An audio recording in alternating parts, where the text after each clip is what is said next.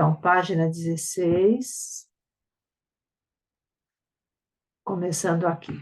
Com isto, eu lhes descrevi o aspecto anímico. Ser-lhes-á impossível compreender o ser humano se os senhores não captarem a distinção entre os elementos da simpatia e da antipatia do homem. No homem, conforme já descrevi, esses dois elementos se exprimem depois da morte no mundo anímico. Aí reinam a descoberta a simpatia e a antipatia. Já lhes descrevi o homem anímico. Ele está ligado, no plano físico, ao homem corpóreo. Tudo que é anímico exprime-se, manifesta-se no corpóreo, de forma que, de um lado, no corpóreo, se manifesta tudo que se exprime em antipatia, memória e conceito. Isso está relacionado com a organização corpórea dos nervos. Enquanto as organizações nervosas se formam no corpo, encontra-se atuante no organismo humano tudo o que é pré-natal.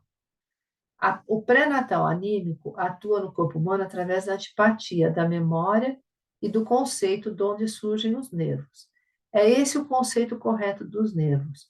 Qualquer alusão é uma distinção entre nervos sensitivos. Não. Qualquer alusão a uma distinção entre nervos sensitivos e motores é, como já lhes expliquei várias vezes, apenas uma insensatez. Da mesma forma, a vontade, a simpatia, a fantasia e a imaginação atuam, de certa maneira, a partir do homem para o seu exterior. Isso se liga ao estado germinal, não podendo, pois, chegar a uma conclusão e sim devendo perecer novamente já ao nascer. Tem de ficar no estado de germe e este não pode ir longe na evolução. Estamos chegando aqui a algo muito importante no ser humano. Os senhores devem aprender a compreender o homem inteiro, física, anímica e espiritualmente. Ora, no homem está se formando continuamente algo que tende sempre a espiritualizar-se.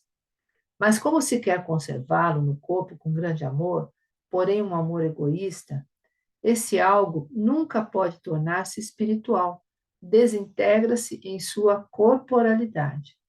Temos em nós algo que é material, mas que sempre quer transcender esse estado para tornar-se espiritual. Não o deixamos espiritualizar-se, destruindo no momento em que quer tornar-se espiritual. Este algo é o sangue, o contrário dos nervos. O sangue é mesmo uma seiva muito especial. Essa é uma citação do Fausto do Goethe. Com efeito, é aquela seiva que, se pudéssemos afastá-la do corpo nas condições terrestres, isso não é possível. Se pudéssemos afastá-la do corpo sem que deixasse de ser sangue e sem que fosse destruída pelos demais agentes físicos, evaporaria como espírito. Para impedir o sangue de evaporar como espírito e para conservá-lo em nós, enquanto estamos na terra, isto é, até a morte, ele deve ser destruído. Por isso temos em nós a alternância contínua entre a formação e a destruição do sangue, graças à inspiração e à expiração. Temos em nós um processo polar. Temos os processos que decorrem ao longo do sangue, dos vasos sanguíneos, tendendo continuamente a levar nossa existência para o espiritual. Falar, como se tornou costumeiro em nervos motores, é um contrassenso, porque os nervos motores seriam, de fato, os vasos sanguíneos. Em contraste com o sangue, todos os nervos são dispostos de tal forma que tendem sempre a morrer, a materializar-se. O que se encontra ao longo dos nervos é, de fato, matéria segregada. O nervo é realmente matéria eliminada. O sangue quer tornar-se sempre mais espiritual. O nervo sempre mais material. Nisso consiste o contraste polar. Então, assim, o que ele chama de contraste polar é o nervo é o passado, né? Ele estava naquela configuração, naquele desenho, ele coloca como a representação mental como no passado, né? Então ele é quase morto, né? O nervo. E o sangue ele é muito vivo, né? Ele vai para o futuro, né? para a vontade. Acompanhando os princípios básicos aqui fornecidos, veremos como isso pode realmente propiciar-nos algo útil no sentido à estruturação higiênica do ensino, a fim de conduzirmos a criança à saúde anímica e corporal e não à decadência. Tantos erros educacionais são cometidos por não se conhecerem tais coisas.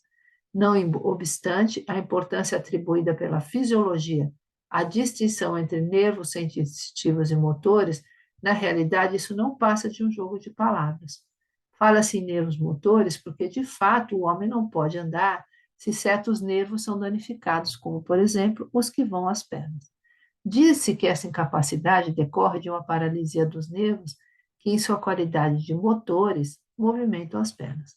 Na verdade, o indivíduo não pode andar porque não consegue perceber as próprias pernas. A época em que vivemos teve de incorrer necessariamente numa quantidade de erros para que novamente tivéssemos a possibilidade de, como seres humanos, desenredar-nos autonomamente dos mesmos. Pelo que desenvolvi até agora, os senhores terão notado que o ser humano só pode realmente ser compreendido em relação com o âmbito cósmico. Com efeito, ao representar mentalmente, temos dentro de nós o cósmico. Estávamos no cósmico antes de nascer, e nossas vivências de então espelham-se agora em nós. E novamente estaremos no cósmico quando houvermos transposto o limiar da morte, sendo que nossa vida futura se exprime qual um germe naquilo que vigora em nossa vontade. O que em nós vigora inconscientemente, vigora agora, bem conscientemente, no cosmos, para a atitude cognitiva superior. Aliás, até na manifestação corporal, temos uma tríplice expressão dessa simpatia e antipatia. De certa forma, três focos nos quais a simpatia e a antipatia se entretecem, e é aqui que ele cita a fisiologia oculta, primeira e segunda conferências. Eu até fui dar uma lida, mas eu não cheguei nem a terminar a primeira, são duas conferências longas. E vamos ler mais um pouco, sei lá, depois a gente vê se é o caso da gente ler a fisiologia oculta ou não.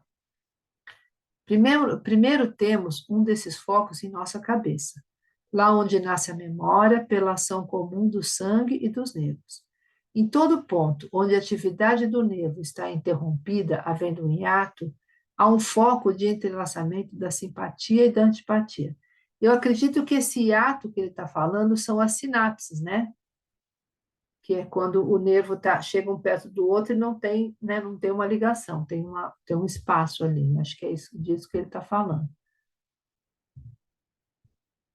Está interrompida havendo um hiato. Há um foco de entrelaçamento da simpatia e da antipatia. Outro foco encontra-se na medula espinhal, por exemplo, quando o nervo vai para o aguilhão posterior da medula, enquanto o outro sai do aguilhão anterior. Outro hiato ocorre nos nódulos ganglionares inseridos nos nervos simpáticos. Não somos seres tão descomplicados quanto parece. Em três lugares do nosso organismo, na cabeça, no tórax e no abdômen, há limites entre a simpatia e a antipatia, onde a simpatia e a antipatia se encontram. Em relação à percepção e à vontade, não há circuito que desvie de um nervo sensitivo a um nervo motor. Uma corrente direta se transmite de um nervo ao outro, e por isso o anímico em nós é atingido tanto no cérebro quanto na medula espinhal. Nesses lugares onde os nervos são interrompidos, somos entrosados no anímico com nossa simpatia e antipatia. E novamente somos entrosados onde os nódulos ganglionares se desenvolvem no sistema nervoso simpático. Estamos integrados ao cosmos com nossas vivências. Assim como desenvolvemos atividades cujas consequências podem ser observadas no cosmos, o próprio cosmos desenvolve continuamente atividades conosco, ou seja, as da antipatia e da simpatia. Observando-nos como seres humanos, constatamos sermos produtos das simpatias e antipatias do cosmos. Nós desenvolvemos antipatia a partir de nós, e o cosmos desenvolve antipatia junto conosco. Nós desenvolvemos a simpatia e o cosmos desenvolve simpatia junto conosco. Ora, em nossa manifestação externa, somos, como seres humanos, compostos do sistema da cabeça, do tórax e do abdômen, incluindo os membros. Peço, porém, levar em conta que essa divisão em sistemas articulados pode muito facilmente ser objetada, porque os homens, em seu atual afã de sistematizar-se, querem ter cada membro bem certinho ao lado do outro. Portanto, quando se diz que no homem se distingue um sistema da cabeça, um do tórax e um abdominal com os membros, de acordo com a opinião das pessoas, cada sistema deveria ter uma delimitação rígida. Ao fazer divisões, as pessoas querem traçar linhas, e isso não é possível quando se trata de realidades. Na cabeça, somos principalmente cabeça, mas todo o resto do homem é cabeça, só que não principalmente. Pois assim que temos na cabeça, pois assim como temos na cabeça os órgãos dos sentidos propriamente ditos, temos expresso por todo o corpo, por exemplo, o sentido do tato ou sentido térmico. À medida que sentimos calor, somos inteiramente cabeça. À medida, pois, que sentimos calor, somos inteiramente cabeça. Só que na cabeça somos principalmente cabeça, e no resto do corpo apenas de leve. Portanto, as várias partes se interpenetram e os membros não se apresentam tão confortavelmente separados como os meticulosos gostariam de ter. Sendo assim, a cabeça se prolonga, embora seja especialmente desenvolvida na região superior. O mesmo se dá com o tórax. A região do peito e costas é o autêntico tórax, mas é principalmente, pois novamente o homem inteiro é tórax. Também a cabeça tem algo de tórax, e assim o abdômen com os membros. O mesmo se dá com o abdômen. Os fisiólogos já notaram que a cabeça é abdômen, pois a estrutura muito sutil do sistema nervoso da cabeça não se acha na meninge externa do córtex. Ele tem uma citação aqui, Azinho, aqui, deixa eu ver. É camada denominada dura mater. Na verdade, não Qual me que é?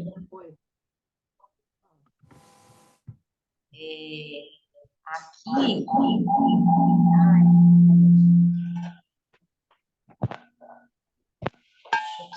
deixa eu ver. Aqui eu acho que ele está falando isso que a gente estava até falando semana passada, né? Tipo, que a gente não é só pensar, só sentir, só agir, né? A gente é esse todo o tempo todo e não dá para, vamos dizer, desmembrar. Por parar. mais que quando a gente, é, por mais que quando a gente fale, né, do mental, físico, emocional, mas está toda hora tudo andando junto, Andando né? junto. E mesmo fisicamente, então você vê a cabeça, se você for ver a cabeça, aqui são os membros da cabeça, né? Que move, né? São os membros, né? O metabolismo está aqui na boca, né? O tórax, ele tem aqui a caixa, como tem uma caixa craniana, aqui tem uma caixa aqui, né? E assim por É, diante. Então, assim, né, a cabeça principalmente cabeça aqui, mas em tudo nós temos cabeça, né? O tórax, é, ele é principalmente tórax aqui, mas aqui é um pouco tórax e o sistema metabólico também. Então é isso, e claro, levando para a parte do anímico também, que é o pensar, o sentir e o querer. E hoje em dia, cada vez mais se fala em pensar com o coração, né? Que era uma coisa que, é, né, o pensar é a cabeça e tal. Agora já se fala bem em pensar com o coração. Recentemente tem tido estudos que fala de que temos neurônios no corpo todo, que neurônio não é só na é, cabeça, né? Então, assim, tá bem por aí, né? Acho que é bem isso. Inclusive você vê que os psicopatas, né, as pessoas que são psicopatas, elas, é, elas têm um sentir, é, foi tão bloqueado, que eles pensam somente com o intelecto mesmo, né? E Isso. são muito frios a ponto de Não ter absurdos mesmo. compaixão, né? É. Exatamente, né? A ponto de fazer coisas realmente, né, absurdas. E, e por isso, assim, a gente não afastar a criança desse sentir, né? Exatamente, Porque a exatamente. gente já, a gente já foi um tanto afastado. A gente, tipo, não pôde chorar se Isso. estava triste, porque os adultos achavam que era besteira, né? Você podia sentir É, medo, e tem inclusive fases de desenvolvimento que vem o medo, né? Então a gente vai deixando realmente de, vamos dizer, se ligar a essa nossa intuição verdadeira, que é, né, o nosso sim. sentir, mas conjuntamente, obviamente, com o pensar e O o agir. instinto, né? Mas como pensar? Exatamente. E, mas como o pensar ainda não está muito liberto nessa parte abstrata na criança, é, ela simplesmente vai sendo afastada, né? Nesse primeiro setênio, assim, E é, com e esse é, tipo de educação. e é por isso que na pedagogia Waldorf, então, né, tem assim, no primeiro setênio, o mundo é bom, no segundo setênio, o mundo é belo, no terceiro setênio, o mundo é verdadeiro. Quer dizer, o querer, o É, sentir e o pensar. No primeiro setênio tá bem presente o querer, no segundo setênio, o sentir, no terceiro setênio, o pensar. Mas todos eles, né, têm o querer do sentir, o querer do pensar, né?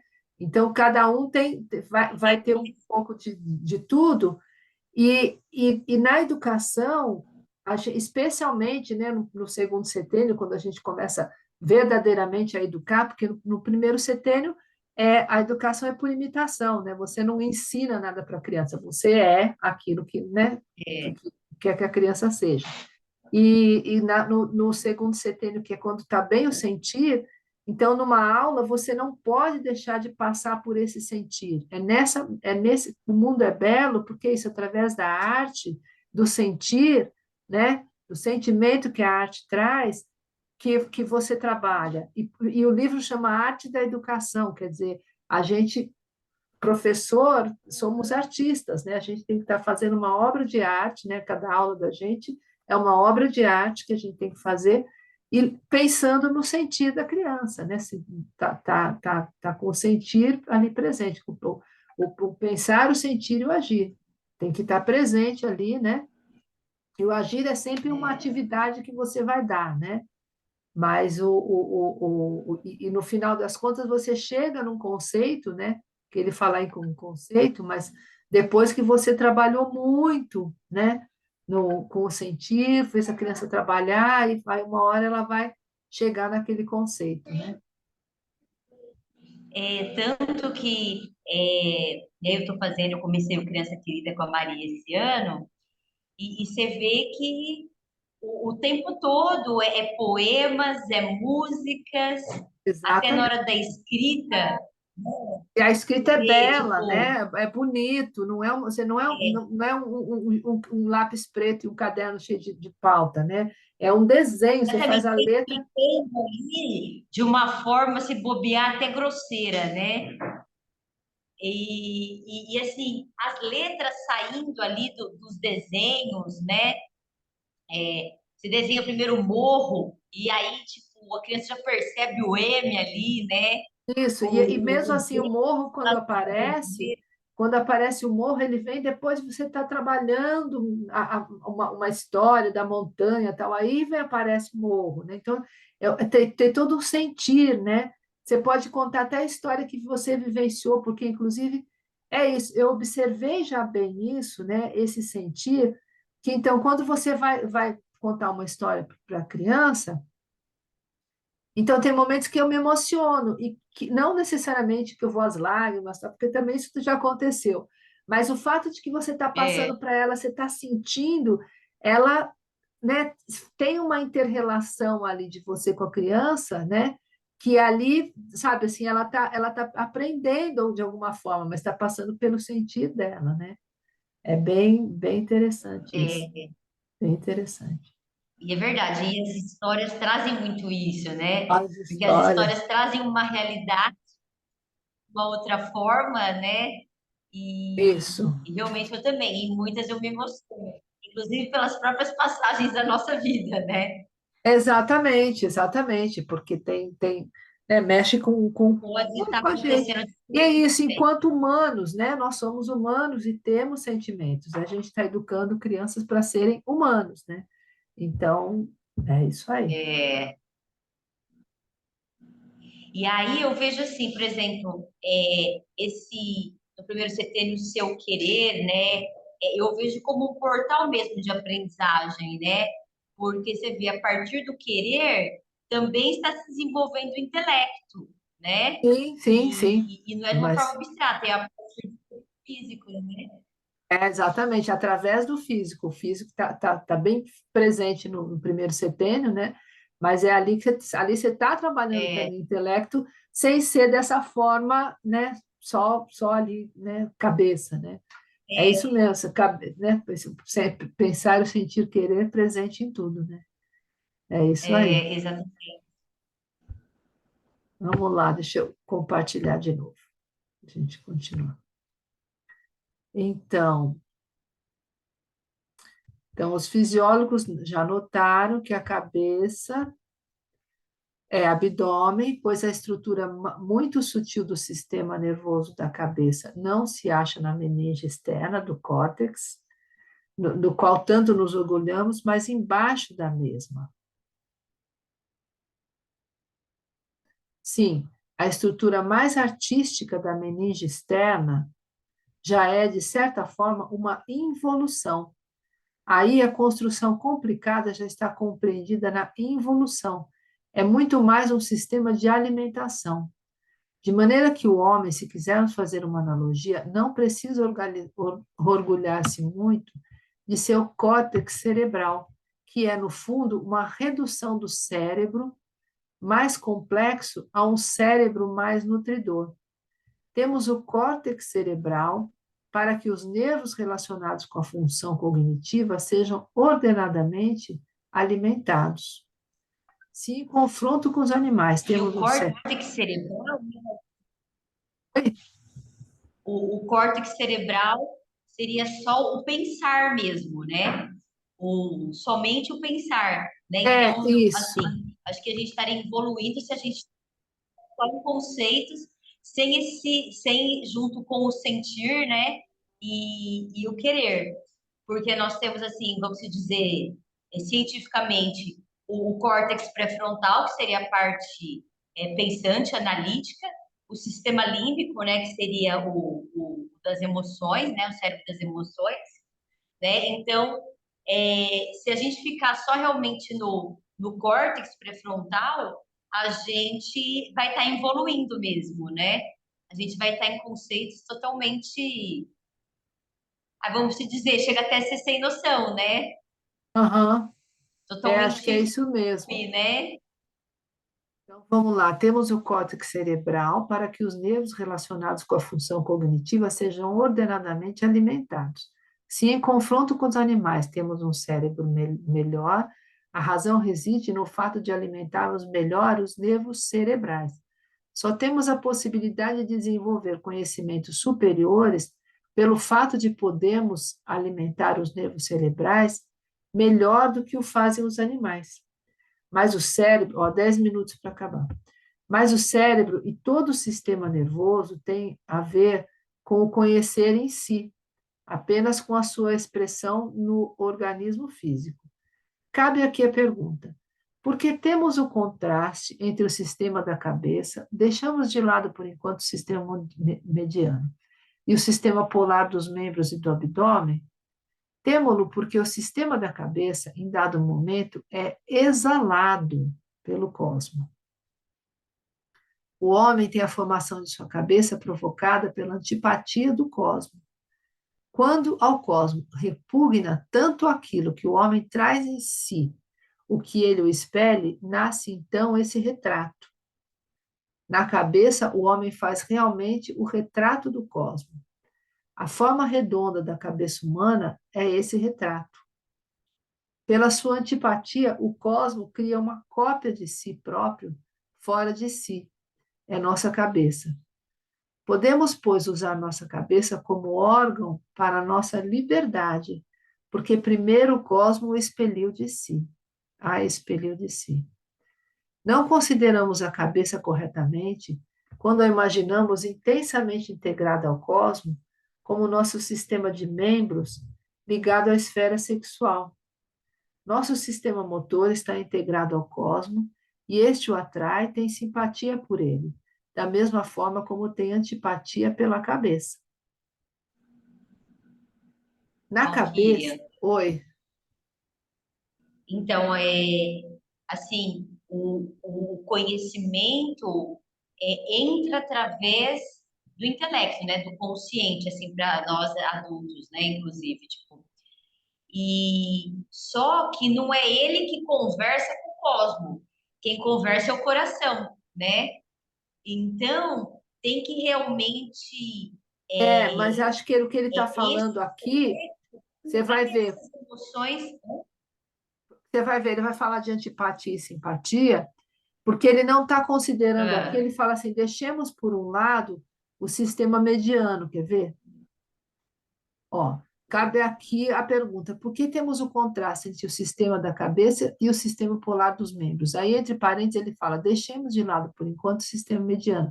Então, por hora, ele não está falando do sentir, do coração. Você vai ver que aqui ele está falando da antipatia que está na cabeça, mas depois ele vai falar da simpatia que está no metabólico. Ele ainda não está aqui falando do sentir, do mediano. Entendeu? Por enquanto, ele está falando entendi. do metabólico. Vamos lá. E aí, ambos. Pera, deixa eu voltar um pouquinho aqui. Onde tá?